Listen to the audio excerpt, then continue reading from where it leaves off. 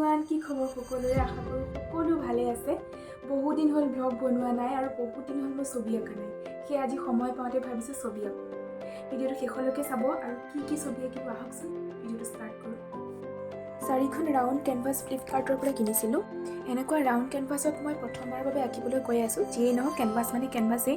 কি আঁকিম ভাবি পোৱা নাছিলোঁ। চ' ভাবিলোঁ ভিনচেণ্ট ভেন গগৰ এখন famous painting the starry night, সেইখনকে ফাৰ্ষ্টে আঁকা যাওক। মই আগতে আঁকা নাই এখন পেইণ্টিং আৰু তাকো এটা ৰাউণ্ড কেনভাছত। চাওঁচোন কি হয়। ভিনচেণ্ট ভেন গগ এজন ডাচ পেইণ্টাৰ হয় আৰু তেওঁ বহুতেই ফেমাছ আৰু তেওঁৰ ষ্টাৰী নাইটখনতো নজনা মানুহ নাই, নেদেখা মানুহ নাই চাগে, বহুত কমেই ওলাব আৰু সেইখনকে মই আঁকিবলৈ গৈ আছোঁ। কিবা হয় বহুতো মই আঁকিব নোৱাৰোঁ কাৰণ তেওঁৰ যিটো মিডিয়াম আছিলে এইটো অইল মিডিয়ামেই হয়, কিন্তু তথাপিও মই এক্ৰিলিক কৰিছোঁ আৰু এক্ৰিলিকত শুকাই যায় ৰংবোৰ আৰু তাতে মানে তেওঁ যেনেকুৱাকৈ কৰিছিলে এনেকুৱা লাগে যেন স্কেটছ পেনেৰেহে কৰিছিলে, কিন্তু মই তেনেকুৱাটো কৰিব নোৱাৰিম। চ' চেষ্টা কৰোঁ কিমান পাৰোঁ। এইখিনিতে মই ভেন গগৰ এটা ইণ্টাৰেষ্টিং এটা ষ্টৰি কওঁ। তেওঁ অলপমান কিবা ডিলিউজনত ভুগিছিলে আৰু তেওঁ এগৰাকীক ভাল লাগিছিলে, এগৰাকী মহিলাক ভাল লাগিছিলে আৰু তেওঁ প্ৰেমৰ প্ৰস্তাৱ লৈ গৈছিলে মহিলাগৰাকীৰ ওচৰত। কিন্তু মহিলাগৰাকীয়ে তেওঁক ক'লে যে তুমি মোক এখন কাণ কাটি দিব লাগিব, আৰু তেওঁ পিছদিনা তেওঁৰ এখন কাণ কাটি পেলাই মহিলাগৰাকীক দিছিলেগৈ। তাৰপিছত তেওঁলোকৰ প্ৰেম হয়তো হোৱা নাছিলে, একচেপ্ট কৰা নাছিলে। তেনেকেই তেওঁৰ অলপ কিছুমান প্ৰব্লেম আছিলে, মেণ্টেল প্ৰব্লেম আছিলে, ডিলিউজনছ আছিলে। এইখিনি কথা মই এইটো ষ্টৰিটো বহুত আগতে পঢ়িছিলোঁ, ভেন গগৰ বিষয়ে যেতিয়া পঢ়িছিলোঁ। এই ষ্টৰিটো মানে মোৰ মনত থাকি গ'ল, সেইকাৰণে কৈ দিছোঁ। পেইণ্টিংখন হৈছেগৈ আৰু মোৰ ধৈৰ্য বহুত কম একচুৱেলি। মানে মোৰ আৰু 3খন বনাবলৈ আছে, আজি এদিনতে বনাব লাগিব। সেইকাৰণে মই ইমান ভালকৈ খুঁত মেটি মই বনাই থকা নাই। যিমান পাৰিছোঁ চেষ্টা কৰিছোঁ, হ'বলৈ হৈছে আৰু ইমানতে হ'ল আৰু ছবিখন ৰাখিলোঁ। কেনেকুৱা পালে জনাবচোন, ফুটবোৰ আঙুলিয়াই দিব। ইয়াৰ পিছত চাহৰ ব্ৰেক এটালৈ আকৌ বহিলোঁ। এতিয়া নিজৰ মনৰ পৰাই মই ছবিখন আঁকিম। প্ৰথমতে চাই থাকক ছবিখন কি হয়, তাৰপিছত মই ছবিখন সম্পূৰ্ণকৈ দেখুৱাম আৰু মই যিটো ছবিখনৰ এটা নাম এটা ভাবি থৈছোঁ সেই নামটো ক'ম।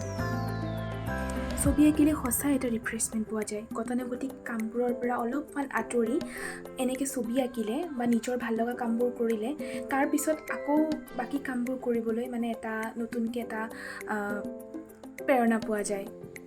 মই সদায় ছবি নাআঁকোঁ, মই সৰুৰ পৰাই ছবি আঁকিছোঁ, কিন্তু সদায় ছবি নাআঁকোঁ। মানে অনুশীলনৰ অভাৱত মোৰ অলপমান পিছ পৰি থকা যেন মোৰ অনুভৱ হয়। মানে হুবহু যিটো ৰিয়েলিষ্টিক পেইণ্টিং হয় সেইটো মই এতিয়াও সেইটো পৰ্যায়লৈ মই পোৱাগৈ নাই। ভাল ৰং বা ভাল ব্ৰাছ এনেকুৱা বস্তুৰ অভাৱ আছে আৰু তাৰপিছতো সময়ৰ অভাৱো হয়, লগতে ধৈৰ্যও বেছি নাই। ছবিখন কমপ্লিট হৈছেগৈ। ছবিখনৰ নামটো থৈছোঁ দ্য কালাৰ অফ চেল্ফ লাভ। বুজি পাইছেনে ছবিখন? যদি বুজি পাইছে কমেণ্ট কৰি জনাবচোন। লগে ইয়াৰ পিছৰখন কৰিছোঁ।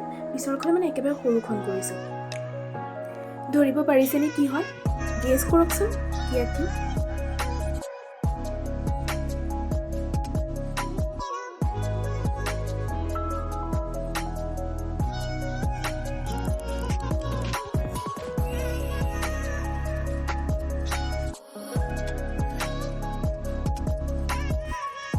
ছবিখন কমপ্লিট হৈছেগৈ আৰু হয়, এইটো হৈছে চকুৰ পিউপিল,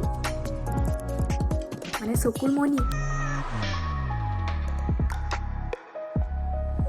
লগে তাৰ পিছৰখন আৰম্ভ কৰিছোঁ, মানে একেবাৰে শেষৰখন। এইখন ভাবিছোঁ অলপমান লাইট কালাৰ কৰোঁ। লাইট কালাৰ মানে অলপমান বাকীবোৰতকৈ অলপমান বেলেগ।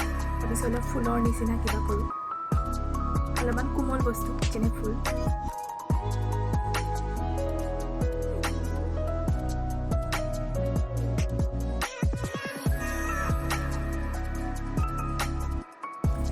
এইখন ছবিও সোনকালেই হৈছে। মোৰ সকলোবোৰ ছবিতে প্ৰথম ছবিখন মানে ভেন গগৰ ছবিখন আধা ঘণ্টা 45 মিনিটৰ ভিতৰত, তাৰ পিছৰখনো তেনেকৈ আধা ঘণ্টা 45 মিনিটৰ ভিতৰতে হৈছে আৰু পিছৰ কেইখনটো টাইমটো বহুত কম লাগিছে। এইখনো হৈছে আৰু বহুত চিম্পলকৈ আঁকিছোঁ।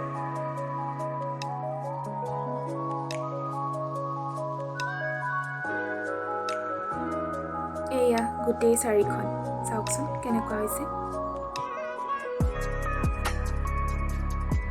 আৰু এতিয়া এইখন বেৰত লগাম। এয়া বেৰত ধুনীয়াকৈ লগালোঁ গোটেইকেইখন। ছবিকেইখন কেনেকুৱা পালে জনাবচোন। কিবা যদি ভুল ভ্ৰান্তি ৰৈ গৈছিল সেইটো কৈ দিব, মই নিজে ঠিক কৰি ল'ম আকৌ। ভিডিঅ'টো কেনে পালে কমেণ্ট কৰি জনাব, আৰু যদি ভাল লাগিছে লাইক কৰিবলৈ নাপাহৰিব, আৰু লগতে এনেকুৱা ভিডিঅ'বোৰ পাই থাকিবলৈ মোৰ চেনেলটো ছাবস্ক্ৰাইব কৰি ল'ব। ধন্যবাদ।